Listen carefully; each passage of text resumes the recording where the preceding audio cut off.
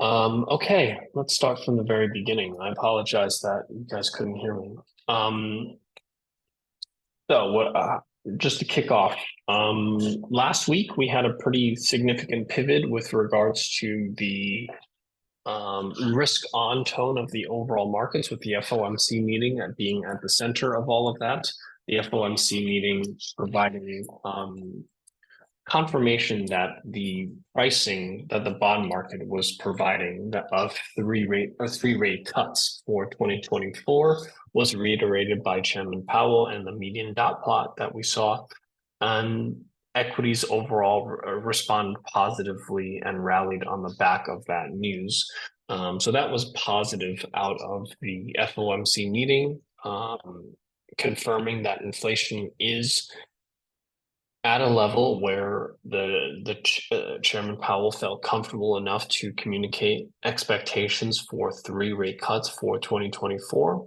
And what we saw was a result of S&P 500 breaking out to new all-time highs as of last week. We've traded a little bit lower from there on Friday and yesterday, but looks like we're opening up very much near the all-time highs here today.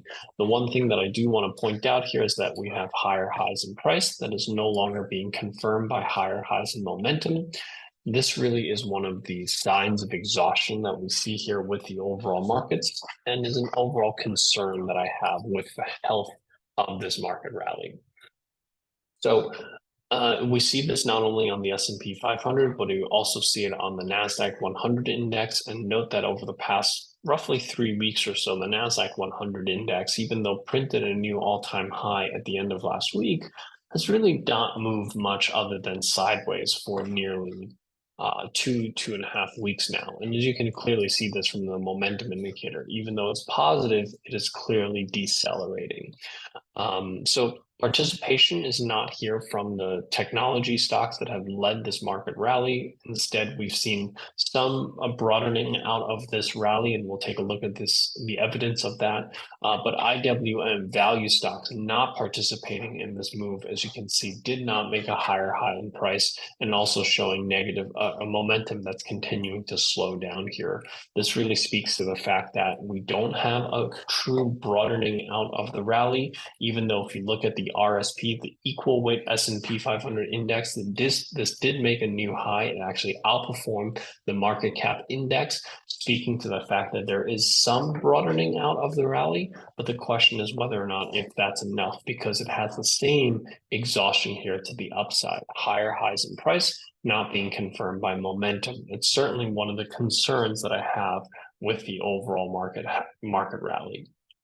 Now, when we look at this chart, which speaks to the fact that growth is outperforming value in the long run, but over the past month to roughly month and a half, we've actually seen value outperform growth, which is actually healthy when the market has been dragged higher by growth names, for the value names to kind of play a bit of catch up. But over the past past week or so, we've kind of seen growth come back into play, potentially resuming its longer term bullish trend here of growth outperforming value. And that would put us back into the regime where you have a few growth names that are really kind of powering the markets higher, versus the rest of the market is really kind of sitting there on the sidelines. And that's not particularly healthy overall for the markets in the long run. But so this is one that we're going to pay attention to next week, as to whether or not we continue to see value names play a bit of catch up here, because you really need to see value names play catch up. You need to see rotation in order to have further confidence in the health of the market rally that we have today. Looking at commodities, we did get the breakout here on commodities. The breakout has been kind of confirmed. It's broken out here to the upside, consolidated, and starting to move higher here again. This is largely on the back of gold and oil, but you also have some things like coffee and chocolate that is, spiking right now with regards to concerns around supply. And this is something that we have to pay attention to, because commodity prices play a factor in inflation. So this is one of the charts that, the further it goes higher, the higher the risk that we have inflation prints that surprise to the upside, which could derail the expectation right now of 3 rate hikes for the rest of the year.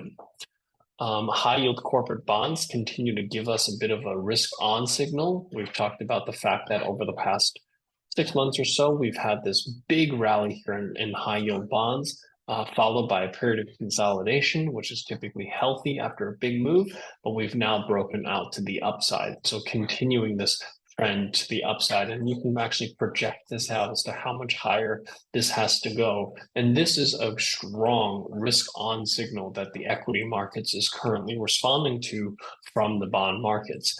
So bond markets pricing in kind of a risk on environment, and that's what we're seeing from equities.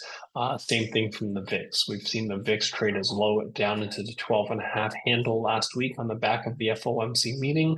We're still trading around the 13 handle right now, which is, if you look over the past 6 months or so, is certainly on the lower end of the range. And this really speaks to the fact that equity traders, as we print new all-time highs, have certainly retreated any concerns that they have with any major pullback or fear over the next 30 days or so, further confirming kind of a risk on signal, kind of smooth sailing ahead in terms of expectations for equity traders. The bond market on the other side, providing us a slightly different view. The fact that we didn't see bonds rally off of the back of the FOMC meeting in terms of treasury bonds. We see treasuries 10-year yield still currently around that 4.2%, 4.3 level. This really, speaks to the fact that the bond markets believe that where we are priced right now in terms of interest rates is probably not too far off the neutral rate, and probably still hedging their bets against whether or not we're going to get 3 rate cuts this year, or perhaps a slower move, maybe only 2 rate cuts this particular year. Interest rates have stayed stubbornly high.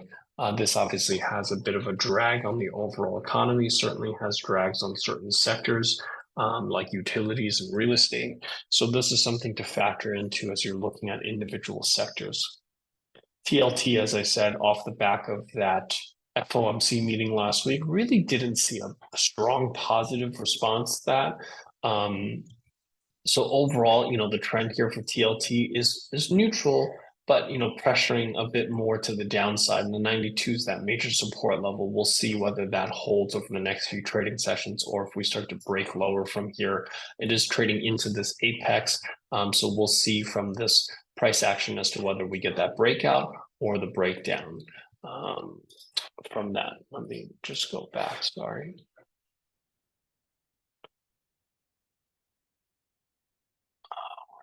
TLT, here we go. So whether or not this kind of trades into that apex and breaks out to the upside or breaks the downside, that's kind of a big if that we're starting to pay attention to from the bond markets.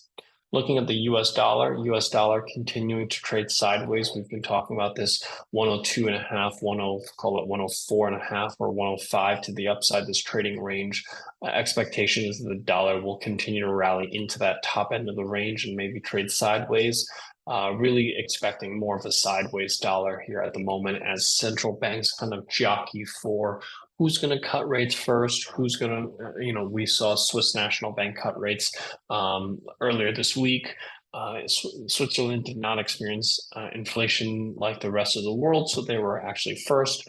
Are other central banks going to move for the Fed?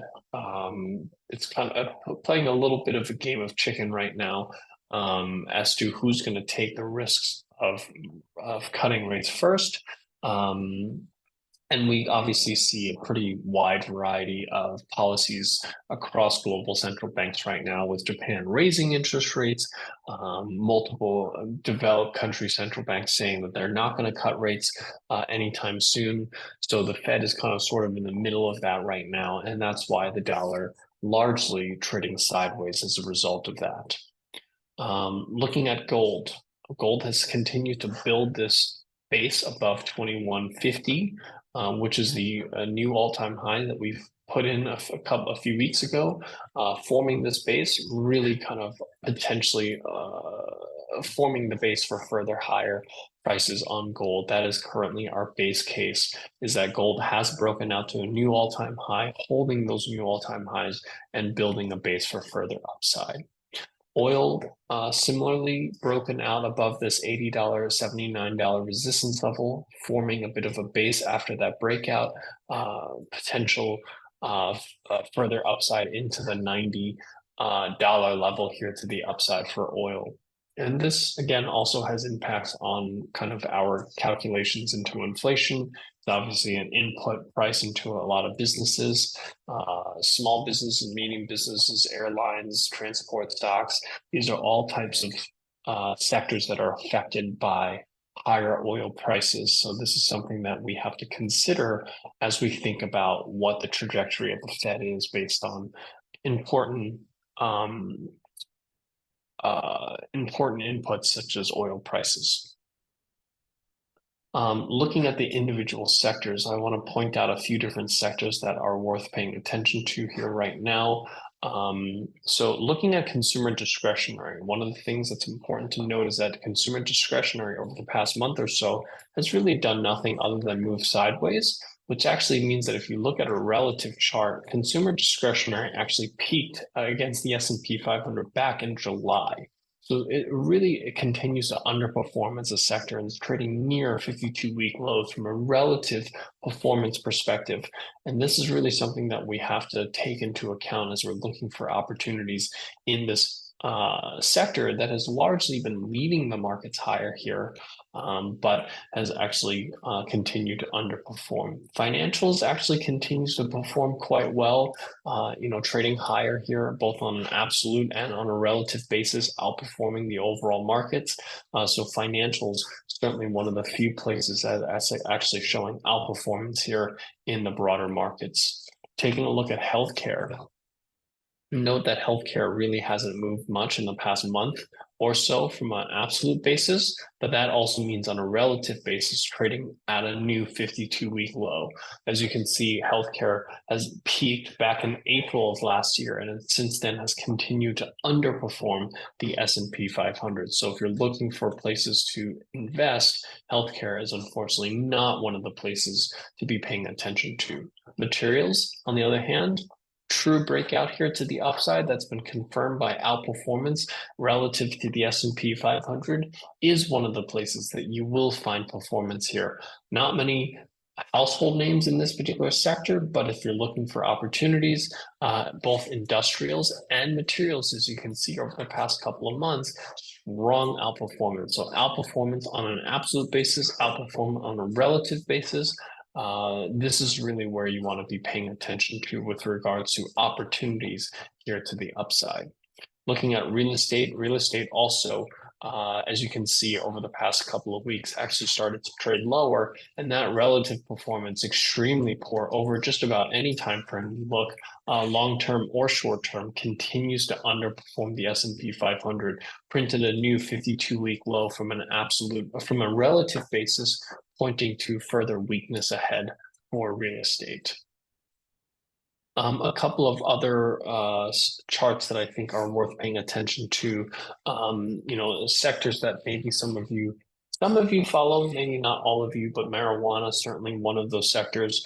We saw that strong breakout here last week, further strength here yesterday, at the end of last week. Pulled back a little bit, but this is to be expected from such volatile sectors, but potentially building the base here for higher moves for marijuana. So again, not a sector not all of you follow, but certainly something worth paying attention to for those of you that do follow this particular sector. The JETS ETF also showing some underperformance here, and this has to do with the fact that oil prices continue to rise. So JETS kind of facing this 20.5 resistance level, potentially at risk of pulling back here. As you can see, momentum continues to decline. Relative performance over the past few weeks continue to be negative, pointing us to potentially further downside in the overall markets. Taking a look at some other individual names worth paying attention to, Toyota Motors breaking out to new highs at the end of last week. We'll see if this can continue, but certainly momentum and relative performance is there. Potential for Toyota Motors to continue moving higher from here as it broke out to new all-time highs at the end of last week. A couple of stocks to kind of pay attention to in terms of warning. Cigna, as you can see, Cigna recently made a higher high in price, but note that this was confirmed, but this was not confirmed by higher highs in momentum. And we see a lot of this from some of the healthcare stocks, some of the discretionary stocks, where we get higher highs in price, no longer being confirmed by momentum, especially when there's no outperformance from the stock. This points us to a potential pullback here in these specific names. You have it in Cigna, you have it in American Express. These are all charts worth paying attention to if you are concerned about a pullback. That, you know, these are the charts that have a higher probability of a pullback. Higher highs in price not being confirmed by higher highs in momentum increases the probability of a pullback here in the broader markets. Some charts were also worth paying attention to, such as AT&T. We saw AT&T show a decent amount of outperformance throughout the end of last year. But as you can see, while moving averages were sloping up during this move, has really started to flatten out here over the past week or so. And what we started to see is relative underperformance and momentum starting to turn negative here. This leads us to believe that AT&T is potentially losing that momentum and at risk of rolling over here. And we see quite a few different quite a few different stocks that meet this particular type of scenario. Roth Stores, another one that fits this bill. Strong upside momentum that's clearly slowed down. Moving averages starting to slope down, and what you see is that relative performance starting to fall off a cliff, followed by negative momentum starting to turn negative. Just about to test a 50-day moving average, potentially breaking lower from here. And same thing, a lot of the railroad stocks, we're starting to see this. If you look at CSX or Union Pacific, what you see here are stocks that have performed quite well, starting to break below their 50-day moving average. But really, the relative performance is what's concerning here. And momentum recently just turned negative here. This is some of those transport stocks showing us some cracks in the overall economy, and especially as interest rates remain high. These are some of the sectors that are starting to get hit with those, with the overall slowdown in the economy. And if you look at most of the railroad stocks, they are trading at pretty high multiples relative to their own historical valuation. And that is another concern in a macro environment that's slowing down, with oil prices continuing to rise. Transport stocks are the ones that are likely going to see a little bit of pressure, especially when they're trading at all-time highs with regards to their valuation. So those are some names worth paying attention to and understanding that there are some concerns and cracks starting to show in some of the names that we saw during today's session. With that, I hope that this helps give you a better overview of where we currently stand in the broader markets, some ideas to also play at the end of this call. And please let us know if there's anything that you need from us, any feedback that you have on these sessions, please send them over to us. We'll try to incorporate them in following weeks going forward. With that, thank you so much. I hope you guys have a great trading day, and I'll see you guys here next Tuesday.